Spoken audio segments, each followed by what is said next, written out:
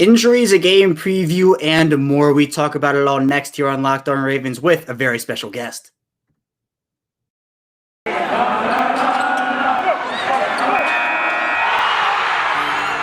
are Locked On Ravens, your daily Baltimore Ravens podcast, part of the Locked On Podcast Network, your team every day.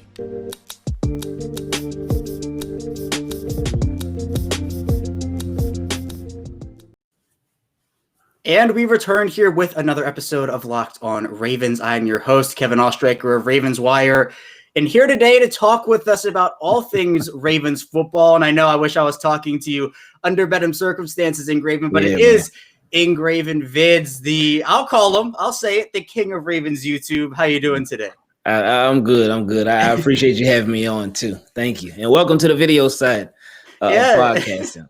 Thank you. I've said it. It's so different just having a look at the camera the whole time, but I'm excited to grow and hopefully become a very big part of the Ravens YouTube family, which I know is already so big and so great. But Ingraven, I think the big story we have to start off with here, I'll call them stories, is the state of Ravens football changed, and I think a blink on Thursday with the injuries to both Gus Edwards and Marcus Peters. Now, at the time of this recording, nothing has been confirmed yet, but it's looking like there are two season-ending ACL injuries. Back-to-back plays, it was reported. I mean, it's just two brutal blows back-to-back after the Ravens were already struggling for running back depth. And now with Marcus Peters, you missed that big playability. Ingraven, what's your mindset on this Ravens team right now? Because with the offense and defense, that's one big blow to each of those units. Yeah, that's true. With Marcus Peters, you lose. It's like, you got Jimmy Smith. You got Tavon Young, Anthony Averett, and whatnot. Chris Westry going to have to step up that much more now, too. But with Marcus Peters, I feel like he's a lot tougher to replace than a Gus Edwards. That just his playmaking ability, just his smarts as a cornerback, his wisdom, they're going to miss that a lot, like a whole lot. And this doesn't stop the Ravens on their journey to where they need to go. This doesn't end their season, but it's a huge blow. And then, of course, with Gus Edwards and J.K. Dobbins and Justice Hill, like you lost your top three running backs from the previous season. Yep. And that's crazy to think about when you just really sit back and take it all in. And Tyson Williams, undrafted guy last year, was on the practice squad. It's crazy that he is the running back in the Ravens room right now with the most experience in the system. And they just added Le'Veon Bell and Devontae Freeman to the practice squad. So you figure those guys are going to get called up, and then Cannon as well. I feel like they may all end up being on the roster. Ravens may just end up playing it super safe with how things have been going. It's just crazy, man. This has been a crazy last 3 hours alone with just everything. But just over the past week, just losing guy after guy after guy. It's just a sad situation, man. It is. And it seems like ever since training camp opened up, it's been all right. Who's going to go out today? Who's going to get carted off? Who's going to leave the field with the trainer?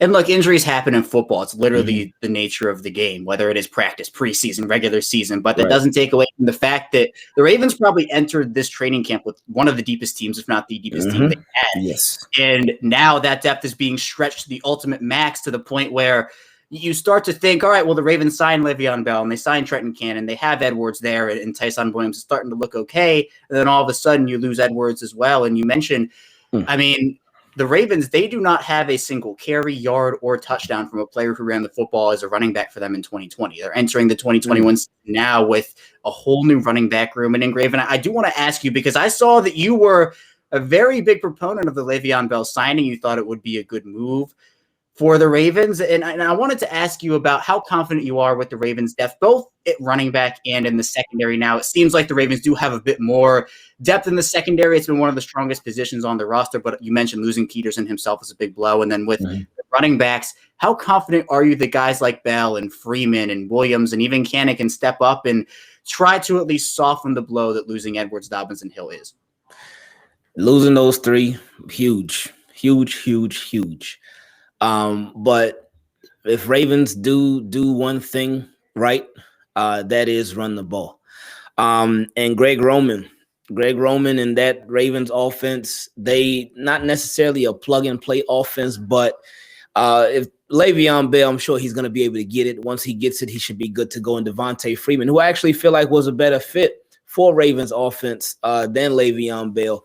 They should be in good shape when it comes to running the football, because they have like Gus Edwards, 2018 undrafted rookie free agent, came on the scene and he took off, and it's been history ever since. Yeah. So they know how to get this thing done.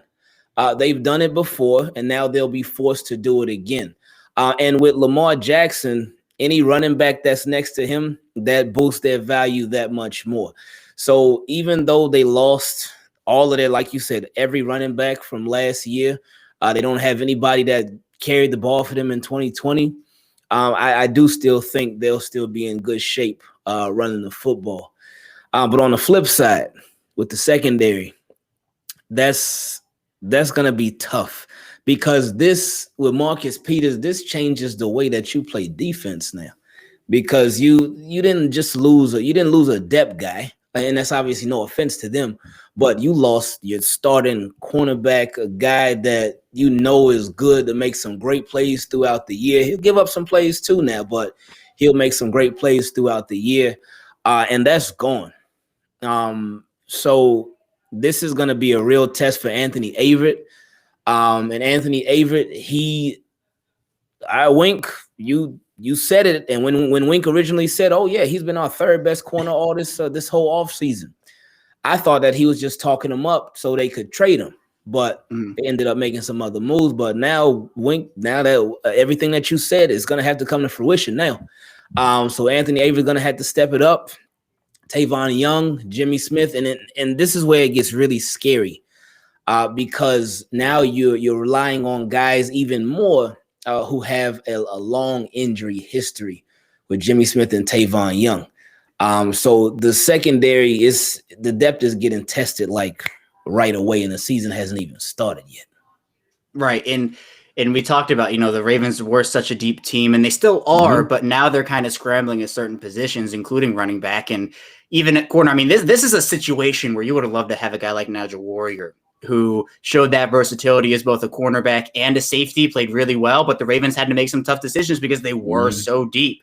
Right. And, you can never predict when these things happen with injuries, but they happen. Warrior gets claimed by Seattle, and the rest is history there. So I do agree, Ingraven. I think that it will change how the Ravens play defense. There's not really replacing Marcus Peters in the football IQ that he has and the game sense that he has as well. But Ingraven, moving back to the offensive side of the ball, you mentioned a bit about Lamar Jackson, and I am curious to hear your thoughts about how you think that the Ravens might change their offense a bit around this Edwards news. Obviously, losing your 1-2 punch at running back is not something any team necessarily plans for, and the Ravens are kind of going through it right now. Do you get a sense that the Ravens are going to try to throw the football more now that these two guys are out, and Justice Hill as well? Maybe Lamar Jackson gets some more carries in this offense. How do you think this changes their offensive dynamic? I do think early on, and actually I had expected going into this game, even before Gus Edwards got hurt, I expected them to actually try to actually flip it around and throw to set up the pass throw to set up the run instead of run to set up the pass. But now, I expected even more, especially since with Le'Veon Bell and with Devontae Freeman and with Trenton Cannon, those are three running backs that are not comfortable in this offense. They literally all just got here. And with Tyson Williams, with the Ravens, they don't really like relying on the young guys to carry a big load. So you got to think like this almost forces them to really pass that ball that much more. Yeah, it does. And you mentioned the rookie thing. For example, J.K. Dobbins only had 25 carries in his first 6 games, and he was ripping off like 30-yard runs and 40-yard runs. And even then, the Ravens weren't giving him the rock, and everybody's like, all right, well, what does he have to do to prove that he deserves more carries? So he did that. He got it. But to start off the year, it's difficult because I think a lot of people also, Ingraven, were surprised that Tyree Phillips won that right guard job over DJ Fluker because of the fact that the Ravens they use veterans earlier on in the year, and then the rookies kind of have to prove themselves a bit. Mm-hmm. So Williams is obviously not a rookie, but I think that with the younger players, it might take a bit of time here. But when you look at these running backs, the new ones at least, in Cannon, Freeman, Bell, it seems like right now Freeman has the better chance to be activated first because he's had the entire preseason. He was with the New Orleans Saints. He had that training camp to get into game shape. But obviously, it's very early to predict the actual numbers and who's gonna help more. But Ingraven, who do you think out of those three guys will be the guy to step up in this Ravens backfield the most? And do you think all of them can make a positive impact? Yeah, I think it's going to take all of them to make a positive impact. But yeah, first up, I do think it would be Freeman because, like you said, he's been the most recent one to actually play in the preseason and also last season too. And with him, I just feel like he's just such a good fit for what Ravens do. Le'Veon Bell, I feel like he can adjust his game to what Ravens do, and they can still use him effectively. But with Devontae Freeman, when I watch him run, he makes he has a quick burst and he makes very, very quick decisions. And I mean, speaking of quick burst, you look at Trenton Cannon, that dude flying, man. He can run. That dude's a rocket. So I would like to see him in. I mean, I don't expect him to get many carries, if any at all. But with Devontae Freeman, I think he'll be able to do just fine, especially once he gets the hang of the offense. Yeah, I think so too. And just looking at it, I mean, Le'Veon Bell, almost 10,000 career yards total, 48 touchdowns total. I mean, this is a guy who has been around the block at the NFL level now. He's not the player he once was in Pittsburgh, but you mentioned the running style, and his running style is a bit more patient, right? He waits for the holes to develop. He shoots through those gaps. For the Ravens, he can adjust his game. I agree with you, Ingraven, but for Freeman, I think he's more of the player the Ravens need right now. And the Ravens also were prioritizing, I think, a bit of pass catching, which both guys can do very well. Yes. And it's important. I think the Ravens were talking that part of the game up where they said, we're going to rely on Dobbins and Edwards to add that to their games. And now we're not going to see that. But with Bell and Freeman and even Tyson Williams in there, he showed some stuff as a pass catcher during the preseason.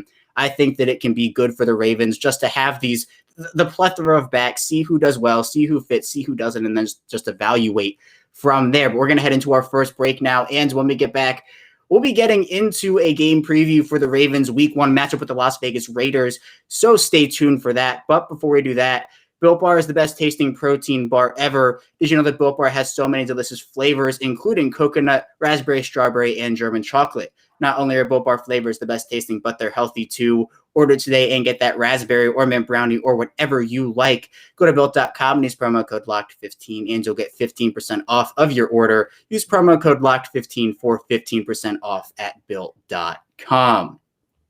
And we return here with our second segment of this Friday edition of Locked On Ravens, here with IngravenVids. Kevin Oshek, your host, still here with you. And Ingraven, despite the injuries, I think it's still an exciting time because the Ravens do have this primetime Monday Night Football matchup with the Las Vegas Raiders. And I'm expecting big things. Now, everybody knows about the Week 1 Ravens. They've outscored their opponents 164-19 over the last 4 seasons. Most recently, that 38-6 win over the Cleveland Browns. You go back a year before that, Lamar Jackson's MVP season, 59-10 over Miami. A lot of people wanted that 60 burger, myself included, but I think we can settle for 59 there. Yeah, that's okay. Yeah, right. Ingraven, for this game, it seems like the Ravens are going into a very electric atmosphere in Las Vegas, the first game with fans there. And I can't wait for the fans to get back at M&T Bank Stadium personally. But starting on the offensive side of the ball, the key guy to talk about here is Lamar Jackson. Now, the last time Lamar Jackson played this Las Vegas Raiders team was in one of his first games as a rookie. Now, a lot has changed since then. But what are you looking for out of Lamar Jackson in this game in particular, Ingraven, to kind of show people that, all right, he's here again this year and he's ready to prove the doubters wrong once again? Just really him throwing that ball all over the field and just really getting as many of his receivers involved as possible. We want it to be to where they can't just key in on Hollywood and Mark Andrews. And I think with the addition of Sammy Watkins, that'll help Hollywood and Mark Andrews out a ton because it adds a respected receiver in the league or an accomplished receiver in the league, but still a young receiver in the league. And that's something that the Ravens, over the years, they hadn't really added like that. Usually, for the most part, it was maybe an accomplished guy, but he would usually be an older guy, a veteran on the last couple of legs of his career. But adding Sammy Watkins, who actually it seemed like he was older than he was, and I think he's only like 28, and he just turned 28 maybe a month ago.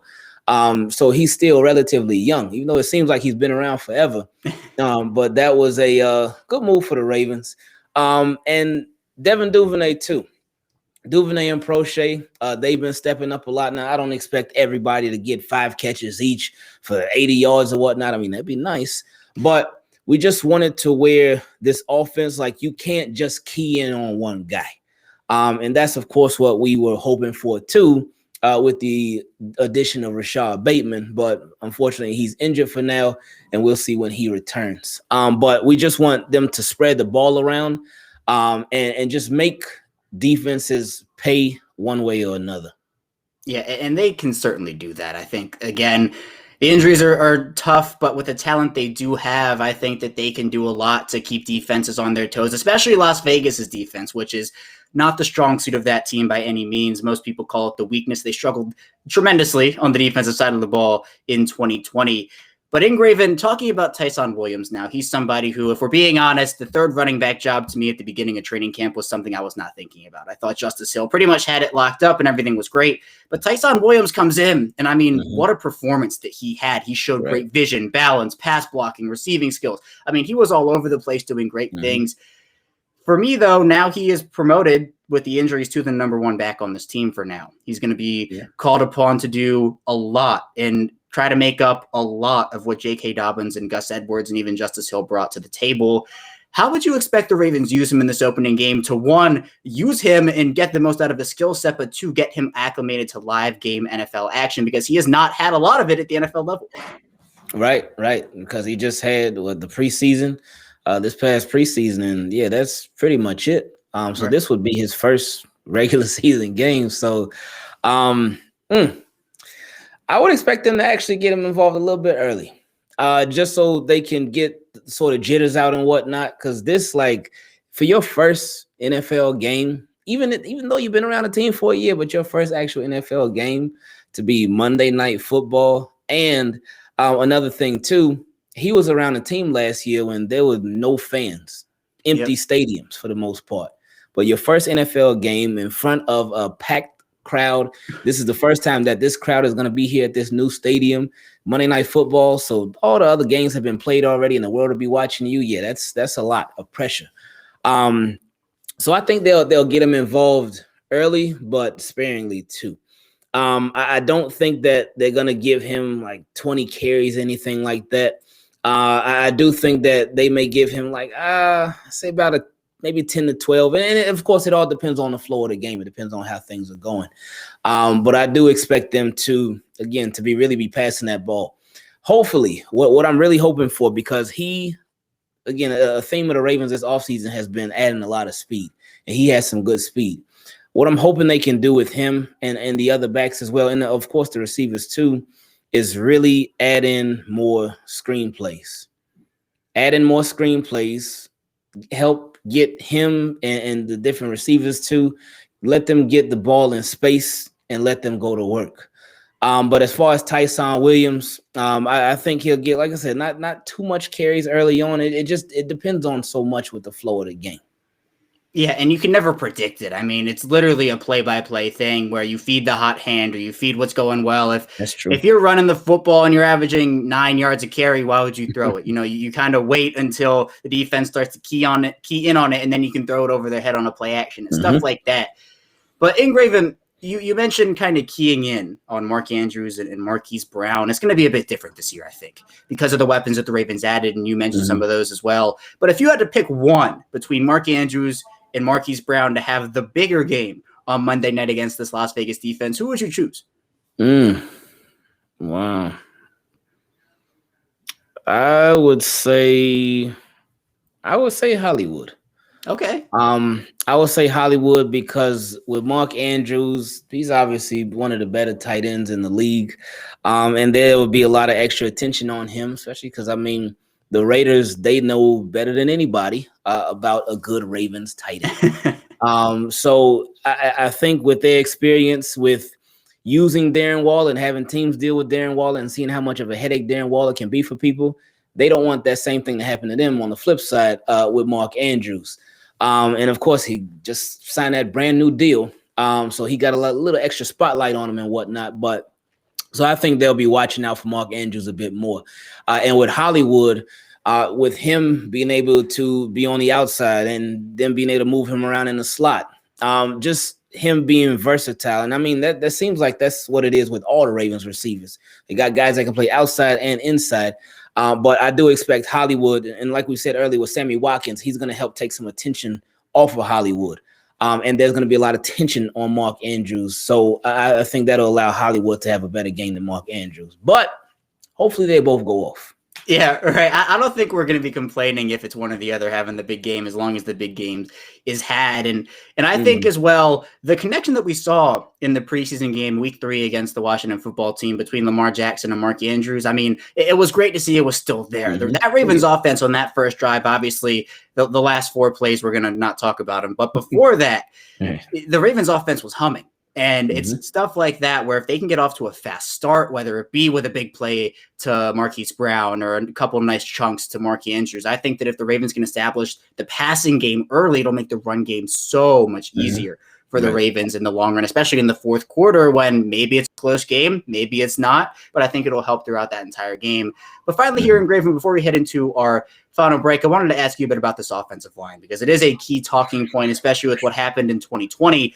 During that Buffalo game in the divisional round, I think the Ravens saw that line and said, we need to do something about this. And they did something about it. They added a lot of new pieces. They're getting Ronnie Stanley back. But I think a lot of people might be concerned about the early season performance because of guys not having time on the field to gel with each other. Ronnie Stanley got back about halfway through training camp. Kevin Zeitler missed some time with an injury. Bradley Bozeman as well. And the left guard position has been kind of rotating.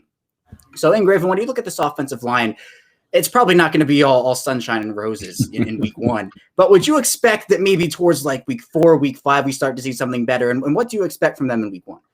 Oh, yeah, for sure, man. I do think it's going to be some growing pains. It's going to be some growing pains. I mean, we even saw, and it was preseason, but at the same time, it was preseason. And what I mean when I say that, in the Washington football team game, on that first drive, they did all play together. But we saw the Washington football team, their defensive line, we saw them getting some pressure on Lamar Jackson. Now, when you think about that, there was no Chase Young. There was no Montez Sweat. So their starters, they weren't even playing, but Washington was still getting pressure. So hopefully that just means they have some great depth, and that's more something that you can put on them having great depth instead of Ravens offensive line still being a bit shaky.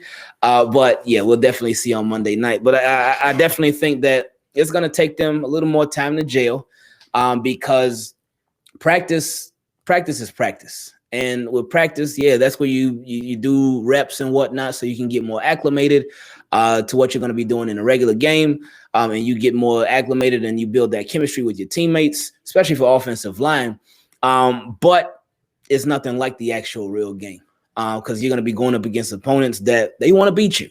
They want to beat you in your matchups and whatnot. So there could be a few growing pains here and there.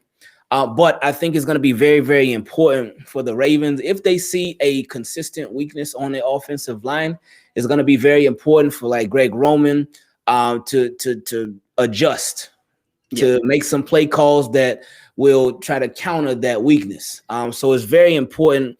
Coaching is going to be coaching is obviously always important, but coming out the gate with this offensive line, coaching is going to be critical. Yeah, it absolutely will. And one more final question quickly. Former Raven Yannick Ngakoue, I think, is expecting himself to have a very big game. Would you expect that against the Ravens offensive line in week 1, or is he going to kind of continue where he left off in Baltimore, which was a kind of a disappointing campaign there? Hopefully it's a disappointing campaign, but you know that he's going to be extra motivated.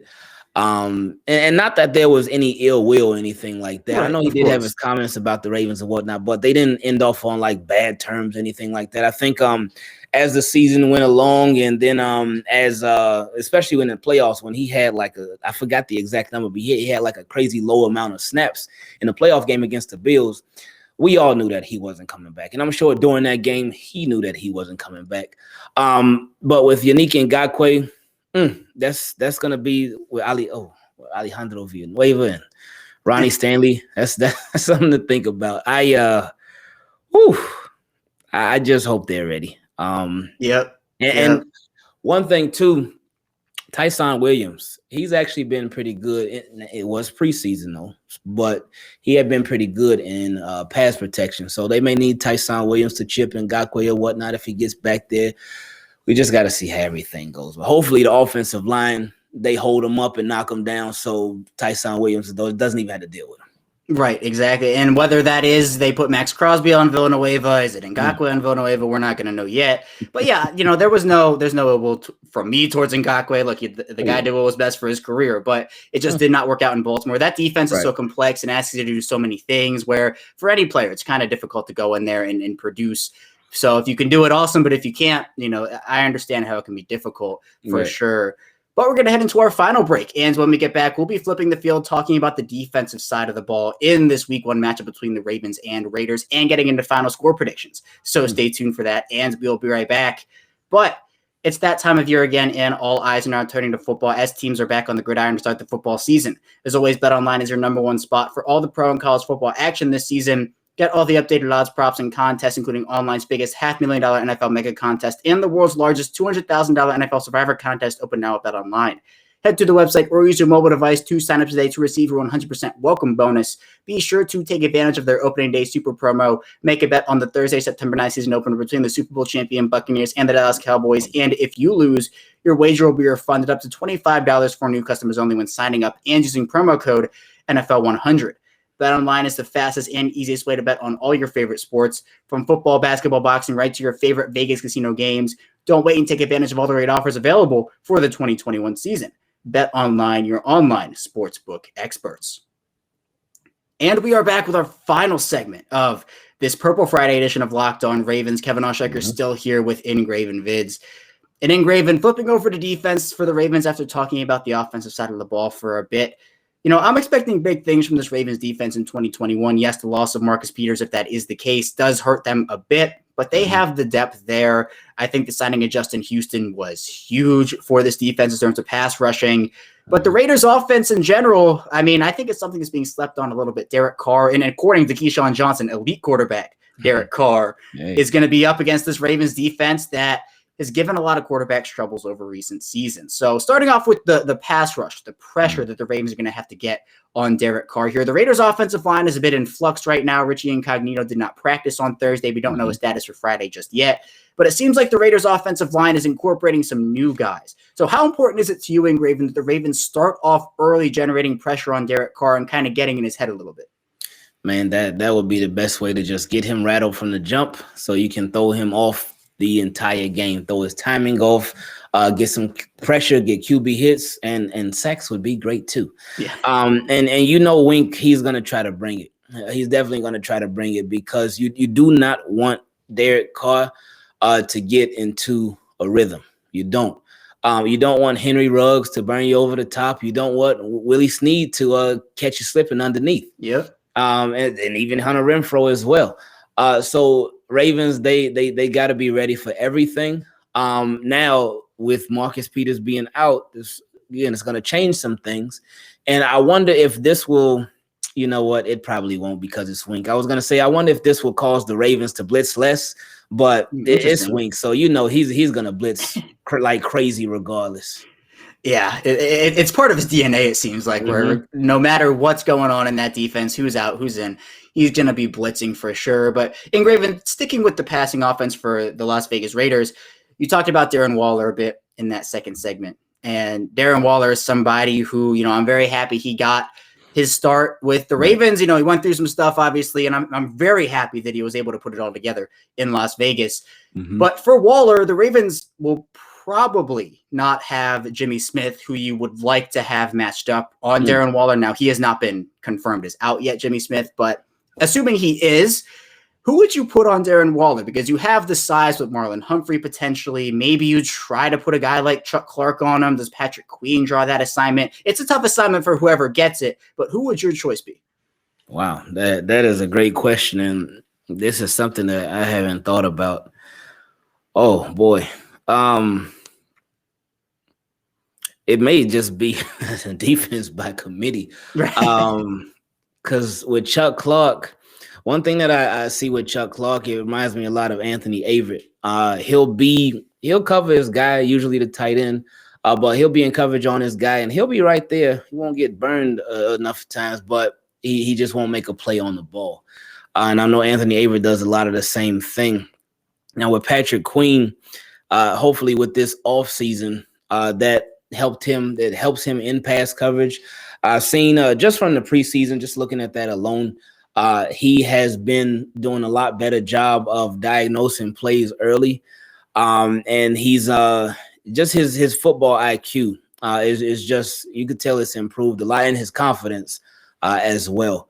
So I think Wink would see what's going on early on. He would try Patrick Queen a little bit early on. I do think that this is going to be a big game for Malik Harrison. And I know we haven't got to Josh Jacobs yet, but I could see Patrick Queen being on Darren Waller early, and just so Wink and the Ravens can see how he does against him, and if he can really hold it down against Darren Waller, because he certainly got the speed for it. But can he be physical with Darren Waller like that? And can he just negate Darren Waller from catching any passes? Or if Darren Waller does catch the passes, can he make sure he doesn't get a lot of yards after the catch? Right, and if it is Queen on Darren Waller, that would be a heck of a test in week 1 to really see have you made that jump? Because I remember week 3 against Kansas City, Patrick Queen, Malik Harrison both got benched in that game because they were just getting torched by an Andy Reid, Patrick Mahomes, Eric Bieniemy led offense. And look, it's their 3rd game. They didn't have a preseason. There was barely an offseason. So I understand it. But now entering year 2, both of those players, they're expected to take huge leaps. And I do want to talk about Josh Jacobs for a bit. Ingraven, you mentioned his name. The Ravens rushing defense has been one of the best. And obviously that's a testament to guys like Brandon Williams and Calais Campbell. Derek Wolfe is trending in the wrong direction. He's probably not going to play in this one. Right. But they do have depth there, including my pick for breakout player on the Ravens this year in just about a weekend, which I think is going to be a huge year from him. So Ingraven, when talking about stopping the run for the Ravens, how important is it that they do that to maybe make the Raiders offense one-dimensional and maybe make them throw the football a bit more, especially if they can take that run game away altogether? That's what you want to do because you want the offense to be predictable. You want to dictate the game. You want to control what Derek Carr and the Raiders are getting ready to do next. You want them to be forced to have to try to play catch-up. So that just makes the game easier for you. That makes the game easier for your pass rushers, makes the game easier for your cornerbacks and your safeties. It just makes the game easier for everybody all around. This is one of the big reasons why I think that Malik Harrison is due for a big game this week, because against the big guys like a Derrick Henry especially, that's when they bring out Malik Harrison. Like last year, it's like they kept him under wraps. But when it was time to play those Titans in the regular season, and in the playoffs, that's when they were like, all right, Malik Harrison, it's time for you to step up. And then this season, which I was actually a little surprised at initially, in the preseason, and first with that initial depth chart that they released a couple of weeks ago, and then in the preseason, they had Patrick Queen and Malik Harrison starting. And I was like, okay, well, I know, of course, when you draft 2 linebackers, you want those 2 linebackers to be the linebackers of your future. But I still thought that LJ Ford was going to end up being the starter. But no, they had him playing in the 4th quarter in the first preseason game. So that kind of was an indication like, okay, I guess they really feel like Malik Harrison is ready. And then the unfortunate injury to LJ Ford that forced them to go with this plan. And I mean, it seemed like they were going to go with the plan already, but that really forced their hand. And when it's Christian Welch and Chris Board as the backups, then yeah, Malik Harrison, he's going to be your starter. But it's important that they wrap up. With Josh Jacobs, he is a very, very physical runner. And those are arm tackles. That's not going to cut it. And even if, say, for instance, it's a guy one-on-one and he can't bring him down, I just wrap him up, hold him until you get help. Help will be on the way very soon.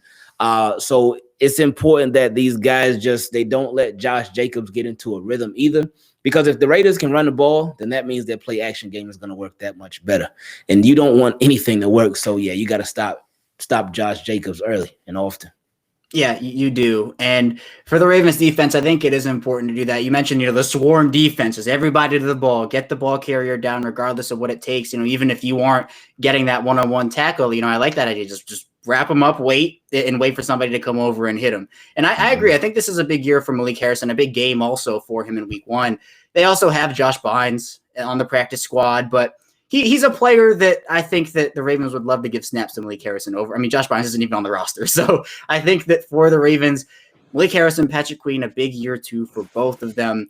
But finally here in Graven, before we head out here, and our last question for you is the final score prediction. I think this is a game that a lot of people have, whether it be on one side or the other, they've handed that game to them and said the Ravens are going to blow them out or the Raiders are going to blow them out. There's really no in between here. I think it'll be a better game than some people anticipate. But where are you in this game in terms of who wins it and why? Call me crazy, man. It is week 1. No, John Harbaugh always has these guys extra prepared. Lamar Jackson, these past 2 seasons, extra prepared. I say 45-17. Ravens. Oh, right. That's for me, I've been thinking about it. In my final score prediction, I think the Ravens do win this game. I am not betting against the week 1 Ravens, so the week 1 Ravens lose. You just can't do it because they've had so much success.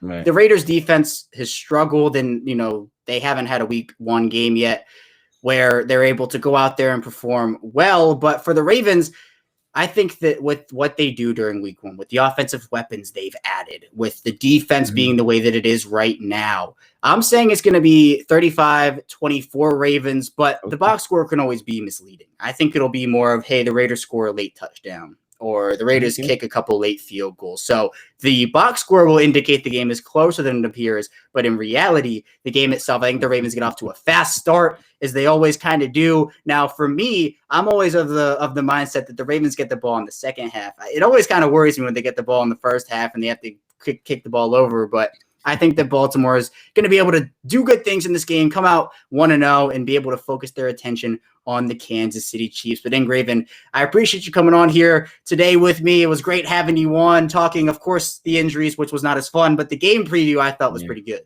Oh, yeah, I appreciate it. Thank you for having me on, man. Yeah, absolutely. And Ingraven, where can we find you? Your Twitter's there at the bottom, but where can we find you? And the link in the description, everything's going to be in the bottom here below. You can find me at YouTube, IngravenVids, Instagram, Twitter, of course, as you see. We talk Ravens football literally every single day of the year. So if you don't get tired of talking Ravens football, come through. Yeah, look, we talk about it here 5 days a week, but Ingraven is on top of all the news. Very quickly, gets those videos out. So Ingraven, again, I appreciate you coming on here talking some football with me. But that's all that we have for you today on Locked On Ravens. We're going to take a 2-day break, but when we get back on Monday, we'll continue our conversation about the Las Vegas Raiders and the Baltimore Ravens Monday Night Football matchup. So stay tuned for that, and I will see you on Monday. Hey there, you thought the show was over? Yeah, I did too. But we have some late breaking news here for the Ravens, as it has been reported that the Ravens are trying to finalize a deal and working towards finalizing a deal with free agent running back Latavius Murray. Now, obviously, if you had watched the show, it is unfortunate that Ingraven and I did not get the chance to talk about Murray as we recorded before the news actually broke. But I did want to briefly get into it here because it is an important signing and kind of a big one too, as Murray is probably the best free agent running back remaining on the market, and apparently that's not for long, as he's about to become a Baltimore Raven, because at the time of this recording, he has not been officially signed yet by the team. But Murray definitely is someone who fits into this offense, and it becomes a bit more crowded in that Ravens running back room, but the Ravens are not messing around. They don't want to deal with any more injuries at the position, and if they do, they now have tons and tons of depth, and we'll see how good that depth is. But for now, the Ravens are working towards finalizing a deal with free agent running back Latavius Murray. Again, it was great having Ingraven on the show. If you haven't subscribed to him and followed him on Twitter already, I highly recommend it. And we'll be talking about the Latavius Murray signing, if it does come true, which is looking that way, and more on Monday again. So that is really all that I have for you here today on Locked On Ravens. And when we get back on Monday, we'll be continuing to talk about this Baltimore Ravens team and gearing up for the Ravens Week 1 matchup with the Las Vegas Raiders. If you're here with us on YouTube, please subscribe, like the video. It helps the YouTube algorithm. We're trying to grow the channel here, get the content out to more people. And if you're enjoying the content, I would greatly appreciate it. And if you're following along with us on Apple Podcasts, Google Podcasts, or Spotify, Be sure to follow us there so you get all of our content. So finally, I'll sign off here on Locked On Ravens. So that is all that I have for you today. So stay tuned for our Monday episode, and I will see you on Monday.